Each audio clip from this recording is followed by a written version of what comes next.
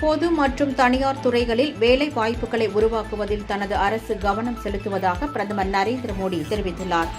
தலைநகர் டில்லியில் 51,000 இளைஞர்களுக்கு மத்திய அரசின் பல்வேறு துறைகளில் பணி நியமன ஆணையை இன்று வீடியோ கான்பரன்ஸ் வாயிலாக பிரதமர் மோடி வழங்கி வாழ்த்துக்களை தெரிவித்தார்.